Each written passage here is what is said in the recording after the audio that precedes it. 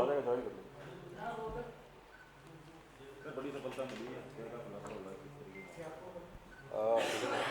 14 मार्च को धुलंडी के दूसरे रोज मानसरोवर में 55/31 हीरापत के पास मकान है, वहाँ से दुर्गंध आने की सूचना मिली थी जो कॉलोनी वासियों ने दी थी पुलिस को। उसके ऊपर सभी आला अधिकारी मौके पर पहुंचे थे। एसएचओ पहुंचे थे, मैं पहुंचा था, एसीपी पहुंचे थे, एडिशनल सीपी साहब पहुंचे थे, डीसीपी क्राइम पहुंचे थे। तो मकान में देखने पर पाया था कि नीचे ग्राउंड फ्लोर पर जो पीछे वाला कमरा है उसके अंदर एक वृद्ध आदमी की लाश थी, जो 3-4 दिन पुरानी लग रही थी, जिसमें से बदबू आने लगी थी और कुछ हद तक डिकम्पोजिशन शुरू हो गया था। मकान की और तलाशी ली गई तो ऊपर वाले कमरे में फर्स्ट फ्लोर के ऊपर एक व्यक्ति की और लाश थी, जिनका पता करने पर दोनों पिता पुत्र होना ज्ञात हुआ। ये पिता पुत्र उस मकान में अकेले ही रहते थे और मकान करीब 4-5 साल से अंडर कंस्ट्रक्शन था, जिसको वो होटल या गेस्ट हाउस के रूप में बना रहे थे। प्रथम दृष्टया घटना से किसी तरीके के कोई अलामत मुलजिमों के बारे में स्पष्ट नहीं हो रहे थे। दोनों पिता पुत्र अकेले रहते थे, रिश्तेदारों से प्लस कॉलोनी वासियों से इनका ज़्यादा मिलना जुलना और व्यवहार नहीं था। इसके बाद ये ज़रूर जानकारी आई थी कि साहब इनके 3-4 साल के अंदर विभिन्न स्तरों पर जब मकान का निर्माण हुआ उसमें अलग अलग तरह के ठेकेदार, मजदूर प्लस दोनों चूँकि पिता पुत्र अकेले रहते थे तो इनके यहाँ पे नौकर के रूप में लेडीज़ का आना जाना रोटी बनाने और इस हिसाब से था। इस चीज़ को ध्यान में रखते हुए करीब 10-15 टीम्स गठित की गई थी, क्योंकि मजदूरों के बारे में, ठेकेदारों के बारे में किसी से भी कोई पुख्ता जानकारी नहीं मिली थी। तो शहर की जितनी भी मतलब इस एरिया के आसपास की मानसरोवर, प्रतापनगर, किसान धर्म कांटा और इस तरफ की जो चौकड़ियाँ थी जहाँ पे मजदूर इकट्ठा होते, वहाँ पर काफ़ी सिविल प्लेन क्लोथ्स के अंदर आदमी भेज भेज के ग्राउंड इंटेलिजेंस कलेक्ट की गई कि इनके यहाँ पर किन किन मजदूरों का आना जाना रहा था। उस बिना पे कुछ लोगों को हमने फ़िल्टर करके संदिग्ध माना। उसके बाद इनकी जो पिता पुत्र थे, इनके 2 मोबाइल नंबर भी हमें मिले थे। उन मजदूरों से इनकी जिनकी जितने फ़िल्टर हुए थे उसके हिसाब से कहाँ कहाँ रह रहे थे, प्लस उन लोगों की घटना के समय और उसके आसपास कहाँ लोकेशन थी, उसको ध्यान में रखते हुए तलाश की गई। तब पूरी सर्च करने के बाद राकेश मीणा निवासी उनियारा, जिला टोंक, और उसके साथ पत्नी के रूप में रह रही है लिव इन रिलेशनशिप में श्रीमती गीता, जो मूल रूप से करौली की रहने वाली है। इनको आज बाढ़ देवरी में ये रहते हैं, शिप्रापुर थाने इलाके में, वहाँ से, तथा एक रमेश मीणा, उसे करौली से गिरफ्तार किया गया। प्रारंभिक रूप से पूछताछ पर इन्होंने घटना करना स्वीकार किया है। घटना के दिन अभी तक की जो जानकारी इनसे पूछताछ जारी है उसमें ये सामने आया है कि ये लोग उस दिन 6-7 बजे करीब वहाँ पहुँचे थे।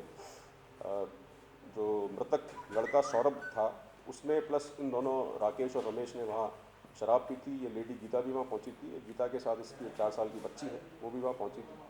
और उसके बाद करीब 11, साढ़े 11-12 बजे के आसपास इन्होंने घटना को अंजाम दिया, जिसमें रमेश और राकेश ने सौरभ के पहले हाथ बांध दिए थे और उसका गला घोंटकर उसको मारना बताया, तथा जो पिता है उसको नीचे बाद में आकर उसके गले पे वार करके, तथा जो टैंक का ढक्कन था उससे छाती और गले पे वार करके मारना बताया।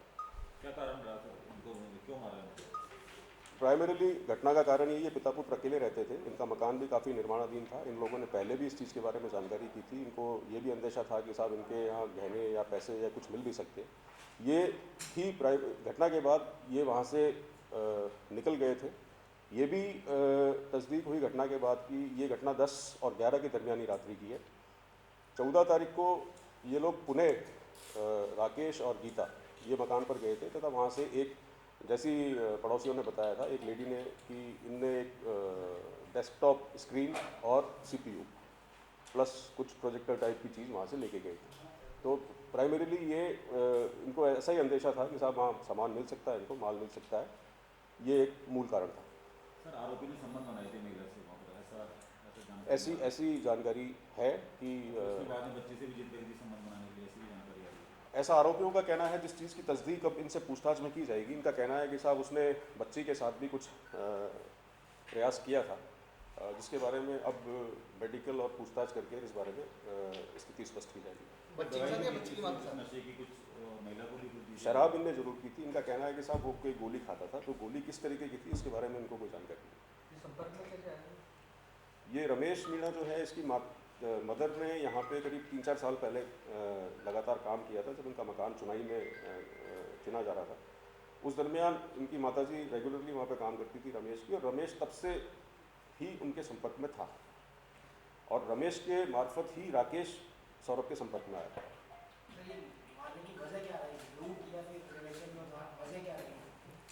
प्राइमरी तो यही है कि साहब ये वहाँ से सामान लेके गए हैं, क्योंकि घर की हमने तलाशी ली है, उसके अंदर हमें वहाँ पर किसी भी तरीके का कैश या कोई ऑर्नामेंट्स, हालांकि दोनों मृतक श्री राजनारायण की पत्नी का देहांत हो चुका था पहले ही, और सौरभ जो है उसकी पत्नी का तलाक हो चुका था, लेकिन फिर भी वहाँ किसी भी प्रकार के गहने या कैश या बैंक से रिलेटेड जो पासबुक्स या इस तरह की चीज़ें होती हैं, चेकबुक्स वगैरह, वो कुछ नहीं मिले।